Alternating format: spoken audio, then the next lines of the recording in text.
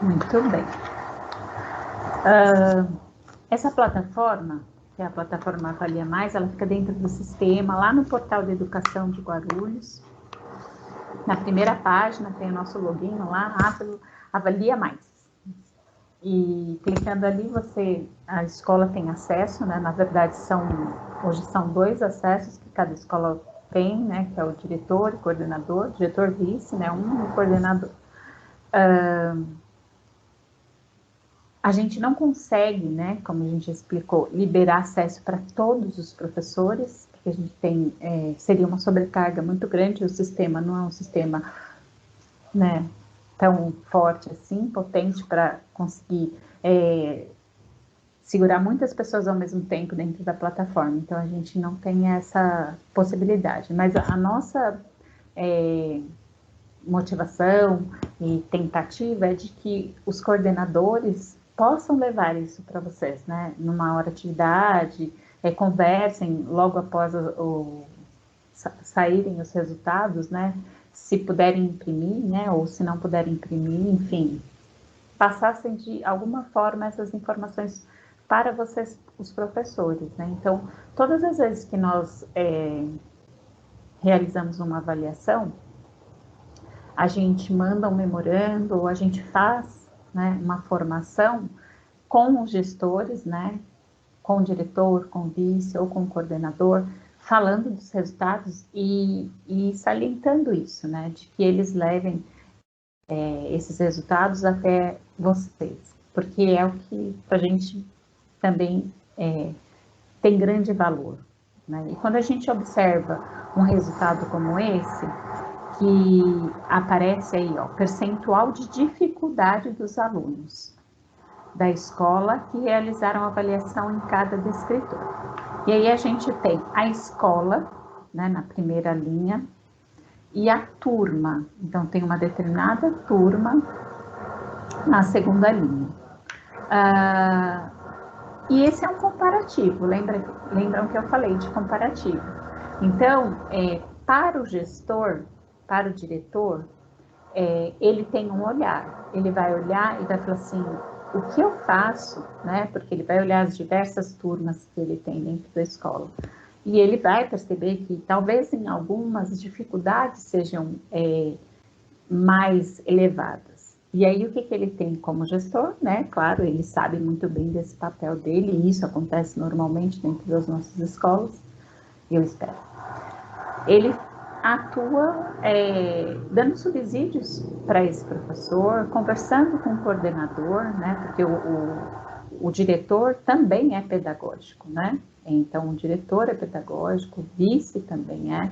Eles estão numa administração que é pedagógica. Então, ele tem que ter esse olhar, participar desse movimento, sentar com o coordenador, perguntar, questionar e subsidiar, né? Esse é o nosso entendimento. E a partir daí, o coordenador sentar com o professor, né, e verificar as dificuldades, né, tentando saná-las. Então, qual é o problema? O que a gente pode ajudar? Como é que a gente faz? O que está gerando isso? Vamos, né, e trocar entre os pares. Olha, tal sala, eu sei que foi, né, eu estou falando do coordenador. O coordenador sabe que aquela sala se saiu melhor, teve resultado melhor naquele escritor. Então, peraí, professor, vamos conversar. O que você fez? Quais, né, foram as abordagens? O que você tratou para que as crianças desenvolvessem melhor aí essa aprendizagem? Você pode compartilhar, né, numa determinada hora atividade com um grupo, daí e isso é benéfico, né, porque de repente é uma sacada que ele teve que eu não tive, né, e aí eu falo, poxa, é verdade, isso pode ser que funcione também, pode ser que também não funcione, né, são tentativas que a gente faz como educador, e na educação a gente faz isso sempre, né, tentativas e mais tentativas para que a gente alcance a todos. De alguma forma, essa nossa mediação seja capaz de envolver e trazer benefício para os nossos alunos. Então, quando a gente olha para esse quadro, né, e que eu queria que vocês observassem, ele é exclusivo para o diretor da escola? Será que ele me serviria para alguma coisa? né? Eu olho lá, tem descritor tal, tal, tal, percentual tal, não foi bem, não foi bem. Olha só aquela ponta ali, né? O que aconteceu ali? Então, é isso. Desses resultados que eu, né? Claro, estou apresentando para vocês, eu acredito que ele sirva de alguma forma. Eu queria que vocês refletissem se sim ou não, enfim. Tá bom? Pode passar para o próximo.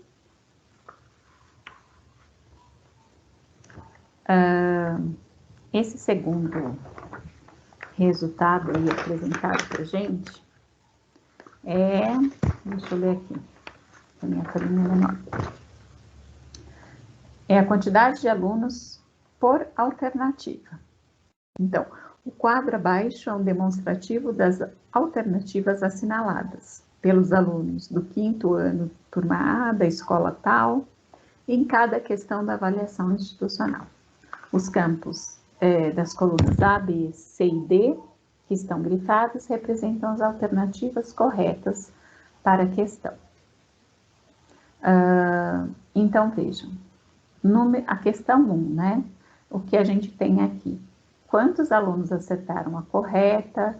Quantos acertaram as não corretas? Quantos deixaram em branco? O percentual de acerto numa coluna e o percentual de erro na outra coluna, né? Outra pergunta que a gente lança aí. Isso serve para o professor? Lembrando que há outros, né, dentro de todos, eu trouxe só alguns selecionados ali. Mas, por exemplo, você pode perguntar, Lúcia, mas eu sei o que é esse descritor? Sim, né? No comecinho da plataforma, onde aparecem os resultados, a gente elenca aí que é cada um deles, né? O D1, o que é, o D2, D3, D4, enfim, o que é cada um deles. Há também uma divisão por nível, né, que eu vou falar no próximo. Então, o que é um nível 1, o que é o aluno que é nível 2, o que é o aluno que é nível 3. Tem sim todas essas considerações para que você compreenda, então, o que é o D9 fácil, né? O que é o D15 difícil, né? O médio também na formulação dos itens, né? Que são as questões, são elaborados critérios, e esses critérios a gente utiliza para formular os itens, né? Dentro de uma operacionalização em que esse item fique dentro de um nível básico, mediano e alto, né? Sabendo que para cada um desses, um descritor apenas, né? Uma aprendizagem, existe um item que o aluno facilmente resolveria e daria conta, né, dessa aprendizagem, que ele teria que utilizar outros mecanismos cognitivos para alcançar, e que ele exploraria o total desses mecanismos para alcançar o desenvolvimento desse descritor, que a gente agora passa a chamar de aprendizagem, de acordo com o currículo, né? Então, isso também é explicado, né, na plataforma, essas questões que são fáceis, médios, difíceis, e aí esse resultado. E aí, novamente, eu pergunto, isso serve, né, esse resultado aí, de alguma forma, ou para alguma coisa para o professor dentro da sala de aula? Ele, claro, utilizando a avaliação institucional, né, da rede, né, ele tendo acesso aí, ele pensando no que foi recortado dentro dessas aprendizagens que ele desenvolve, tantas outras, mas essas que foram recortadas dentro da sala, se isso colaboraria para algum avanço, né, ou para algum outro tipo de trabalho. Então, é outra reflexão que eu deixo aí para vocês. De que forma, né, como isso serviria? Ou não, né, não serve. E tudo bem. Vamos então para mais um slide. E esse é o último, tá, pessoal? É meio cansativo, né? mas são reflexões que a gente precisa de vez em quando parar e realizá-las, né?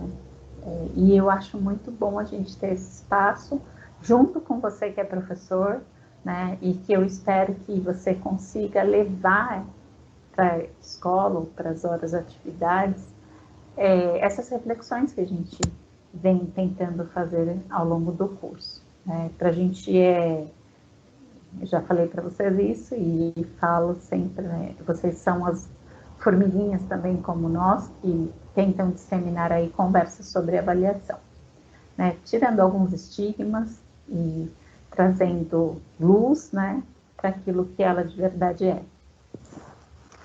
Então, prosseguindo aí, esse próximo quadro são as respostas dos alunos por turma.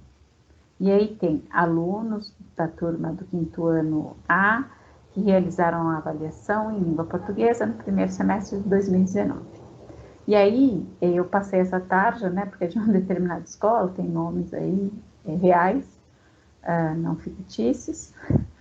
E a gente, o que eu quis trazer para vocês é o que a gente apresenta, não sei também se vocês já tiveram acesso, posso estar falando uma coisa que para vocês é comum, mas pode ser que também não seja, né? Então, vale a pena a gente reforçar. E aí, nesse quadro, aparece aluno por aluno, quais as respostas que eles colocaram aí, né?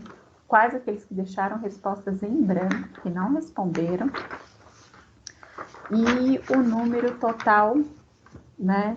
Deixa eu só ver aqui, de acertos nessa penúltima coluna, e na última coluna, em que nível, né, que essa criança se encontra nesse momento, nesse recorte, nesse dia, que é importante, né? De repente ele nem é desse nível, mas nesse dia, né, é importante a gente lembrar disso, nesse dia ele se encontrava nesse nível. Ai, Lúcia, por que você está falando isso? Porque, né, é verdade.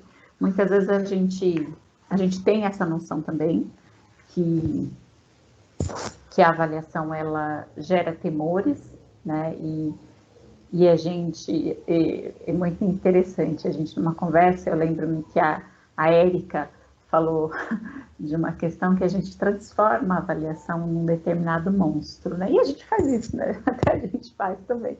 Olha, vai ter prova, viu? Vai ter prova, vocês vão ter a prova como vai ser, né? E a gente transforma a prova, que é um dos instrumentos avaliativos, num bicho, num monstro, né? E isso a gente não tem muita noção, mas para a criança pequena que a gente atende, ela gera um temor aí. E aí, nesse dia desse recorte, dessa avaliação, se esse tema não for bem trabalhado na sala, né, se não for dado como, olha, é só mais um exercício daquilo que a gente tem realizado, né, é uma atividade, né, normal, diária, cotidiana, com um formato diferenciado de aplicação, mas que só vai demonstrar aquilo que vocês fazem naturalmente todos os dias. Então, é um propósito nosso também que todos os instrumentos de avaliação sejam tratados junto com os alunos de uma forma mais tranquila, mais leve, mais natural, mais suave, mais como uma proposta mesmo de eles conseguirem se perceber e de nós também. Isso seria, né, o ideal, perfeito. Mas a gente sabe que a gente tem dificuldades até de formação nossa mesmo, né, para gerir essa situação, mas que seria importante. Né? E aí, quando eu falo eles estão nesse nível, nesse dia, porque de repente um aluno está tão tenso, tão preocupado, tão amedrontado com essa situação, que para ele, de repente, ele não vai conseguir se expor tudo aquilo que ele consegue desenvolver nesse determinado dia, por conta dessa situação, né, dessa pressão que vocês responderam também, que eu achei muito importante, dessa cobrança, né? E talvez essa cobrança seja nossa, né? Seja uma cobrança que nós carregamos, porque nós aprendemos assim, e aí a gente transfere para os nossos alunos, né? E que eu acho que a gente pode mudar, né? A gente pode levar a avaliação, qualquer tipo de instrumento avaliativo, como uma forma de reconhecimento, né? Mostrando para o aluno que é reconhecer, né? E isso é mais importante. E tirando esse peso, essa sobrecarga, essa tensão, essa apreensão das costas dos nossos alunos e das nossas também, né? Porque a gente sempre também, e eu acredito que em vários momentos a gente também passa por avaliações, passa por testes, e a gente tem que entendê-los e ter essa leveza para realizá-los, né? Então, isso é muito importante. Então, eu trago esse último relatório para vocês, para essa observação, né, do que a avaliação da rede gera, né, e tem mais outros tantos lá dentro da plataforma, que seria muito interessante que vocês também conversassem com os gestores, com o coordenador, né? Finalizando a avaliação, a gente, em média, tem aí depois que, geralmente são os coordenadores que inserem as respostas dos gabaritos, ou em algumas escolas são os professores também, mas fechando o período de encerramento da inserção dos gabaritos, a gente fecha a plataforma, consolida os dados, isso geralmente uma semana nós temos essas respostas das avaliações objetivas, né, dos testes objetivos aí. Depois acontece da produção de texto, que aí leva um pouquinho mais de tempo, geralmente a gente propõe que o professor faça a correção, né, nas últimas foram feitas pelo próprio professor da sala, inseridas, né, e aí demora um pouquinho mais de tempo, e depois a gente também apresenta os resultados da produção de texto. Outro dado muito importante, que eu acho que a Érica já trouxe também, mas eu vou reafirmar isso, né, falar novamente para vocês, é sobre uma devolutiva pedagógica, que ela é dada a curto prazo, né, assim que saem os resultados, a gente observa quais foram os descritores com maior fragilidade da rede, e a gente prepara uma devolutiva mostrando qual seria a resposta certa, o que é aquele descritor, né? O que ele solicita, qual a essência dele, os distratores, que são as alternativas incorretas, por que a criança, né? A possibilidade do porquê a criança optar por uma daquelas alternativas que ainda não é a correta, porque algo que é importante da gente falar, dentro das avaliações municipais, né, dessas duas provas de língua portuguesa e matemática, as alternativas são pensadas dentro de uma escala de progressão do desenvolvimento da habilidade, né? Quando falta um pouquinho, então ele chegaria a esse ponto. Então falta mais ele chegaria nisso. E a gente vai tentando, né, na formulação do item, também através de critérios, criar essas alternativas. Não digam nunca que é pegadinha, não é pegadinha, né? Situações de desenvolvimento que a criança ainda não completou. E se vocês observarem, quando a gente encaminha as devolutivas pedagógicas, em relação a esses descritores com maior fragilidade, vocês observam a nossa argumentação a respeito de cada uma das alternativas. Isso é bem importante, bem bacana, e essa devolutiva que acontece, ela é, assim, totalmente direcionada para vocês, né, para o professor e para uma discussão dentro da escola. E a gente sempre espera que isso aconteça. Então, assim que termina, a gente produz e encaminha através de memorando para os coordenadores, para que eles trabalhem com vocês e que vocês entendam o que aconteceu com esse descritor.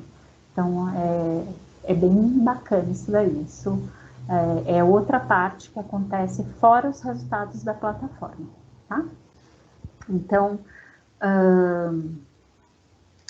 era isso que nós queríamos trazer, né? Gostaríamos muito que vocês tivessem como acessar, e se for possível, né, se vocês já conhecem, que vocês conversem com os coordenadores, né, sempre que possível, e peçam que eles disponibilizem uma hora atividade para vocês tratarem desse assunto, né, junto com os outros colegas, para observar, né, para levantar aí os dados da escola e pensarem juntos soluções.